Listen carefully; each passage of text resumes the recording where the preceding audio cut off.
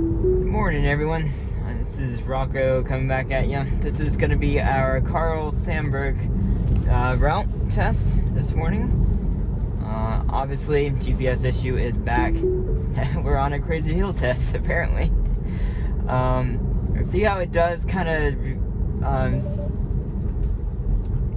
It does better. Previously, like you can see right here how it wants to turn left, it would just like turn like over the yellow line. It would like jerk the wheel even though I'm going straight. It does much better in these newer updates at basically not listening to the map.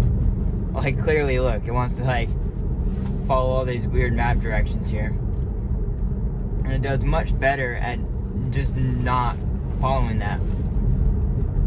Okay, things are up here now. Okay, see, now we're back on route. That issue, it does much better at correcting for itself, but it's still, I would personally think like as soon as I get in the car, it should be like, okay, let's lock on GPS, or like if I'm preheating the car this morning, like that was clearly a much exaggerated movement. But yeah, as soon as I like the car turns on and is ready to go in the morning, it should just go, you know? It should just get the GPS ready. Holy, yeah, that was a disengagement. It is much more aggressive at accelerating onto the highway now. I don't really like that, to be honest. There's no reason it needs to. Essentially 90% acceleration up the on-ramp. Like, sure, it's kind of fun here and there, but like it's not necessary majority of the time to just do full-on acceleration onto the on-ramp. And it does it. My last video you saw where you had 0 disengagements there, I knew it was going to do it. It's just kind of slow, and all of a sudden it launched it. And it's just, it seems completely unnecessary to do that. It just, it obviously needs to accelerate pretty quickly to get up to speed, going uphill on a short on-ramp. But it just, this car is so high performance, it just doesn't need the for it. And you can see how it's got around this car and it's got in this lane, which is actually appropriate. Besides, it doesn't close the distance. I'm at a, well, I guess it was a 6 distance. But it needs to stay closer to this car as we're passing and then get back over. See how that car got back over? Now I need to stay behind it. And I'm gonna head and force it over because the speed limit drops here and I'm not gonna be going this fast.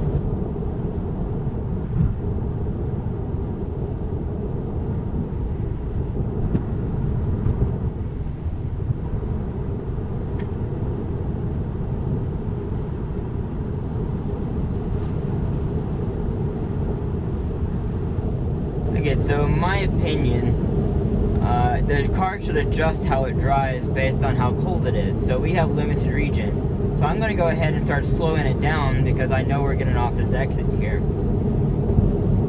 Because I don't think it should be using any friction base even with this limited regen here.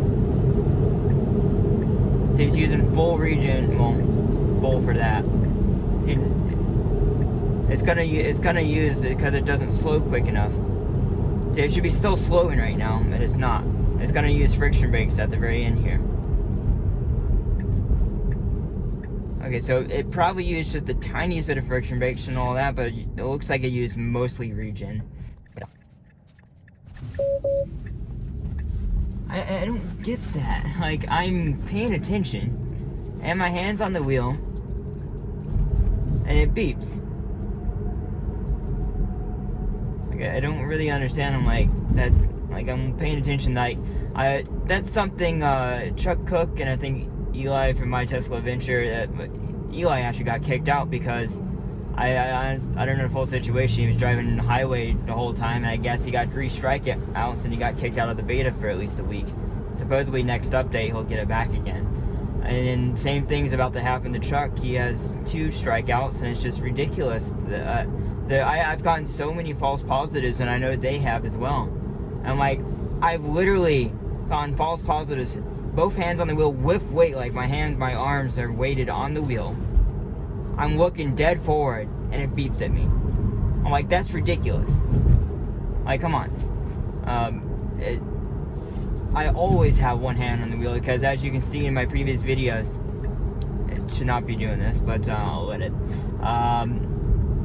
As my previous videos, it will and can make ridiculous quick movements at any time. Like, I've had movements that just be cruising along, all of a sudden just jerking in that lane. Like, you always have to be holding onto the wheel, at least at minimum, just kind of, you know, just kind of like this, just kind of have it so you can grip real quick. If something were to happen, I've had that happen. If my hand wasn't close by, it would have gone straight into a curve. So it's critical for at least the next couple years that this happens. The better it gets, the more critical it is you have your hand on the wheel. It's counterintuitive, but because you get so complacent, let's make it get into the correct lane. We're going to train it again. You should not be in this right lane here. The more complacent you get, the easier it is to mess up. See if it stays in this lane. That's something we're going to look forward to. If I correct the car's bad routing, does it try and continue? Windshield not that dirty, is it? Guess we'll check that afterwards. That's the first time I've ever had to do it automatically. It probably has to do with the glare of the sun. And well, that's the first time. Okay. It did this intersection. I think besides I obviously manually went over it, but it didn't try and get back over, and it went through the intersection correctly. I think that's the first. Pretty sure. Unfortunately, it's not going to be a zero disengagement drive because of the terrible on-ramp acceleration. But we'll kind of see how it does over the railroad track. Unfortunately, it's going to be slow because of this construction here. So maybe it's going to fix that as well. Even slow, it still kind of went over the left line. So we're gonna see how well it does here. And see, this is really how slow it should go, just for passenger comfort in terms of suspension wear. Like, yeah, obviously a little bit faster it could go, like 25 mile an hour. But that was done perfectly, just because it went slow. It's hard to tell because we have cars in front of us how it would have done otherwise. But obviously, this won't be the last time we do this test. That was kind of close to that truck. Though you can tell these shadows are really affecting it. But yeah, this won't be the first time, or sorry, the last time we do this test. It doesn't necessarily get done every update, but every other update. And that's probably a preferred way to do it, in my opinion. You can see more changes that way with 2 updates versus just 1. Now there are certain drives I will do every update, just to give content and just to show the minute changes. Each drive, even a drive like this, is relatively simple, will have very minute changes, like that intersection we saw right there. That was a good improvement. Now if it can just not get in the right lane from the very beginning, well, okay, let me rephrase that. It should get in the right lane, and then it should get back over in the left lane right before it gets to that intersection, and then it will be good. And kind of slow into this intersection here with traffic behind me, but otherwise that did that very well. It could have been just a little bit faster, but again, if they're leaning on the side of caution to go slow to make it smoother, I'm all for that. That was a little bit slow, in my opinion, to get through that intersection, but it did it great. It was a very smooth left turn right there. Oh, and there's a cop car waiting. We better make sure not to be going 40 right here on the way back out. They probably won't look at people going 40. They probably look at people going 45, 50 on this road, and it does happen. 50 is way too fast on this road. 40, I think, is what most people go. Yep. I guess it did change that speed limit in the past here. It doesn't, so what it doesn't do is read it on the way back out. So we're gonna see if it does that. we're gonna see how it does this turn. This van here is going very slow, of course, and then we also, well, now it turned green. So we're going at a little bit of speed, but not as quick as normal. Okay, could have been smoother. Could have been smoother. Obviously it made it, but still room for improvement there. Obviously that's the end of this drive. We're gonna be going back through our Hendersonville downtown test afterwards, and then back through to back home. As always, if anyone has any questions for me, it could be related to where I'm going, could be related to the drive, could be related to my car, anything like that.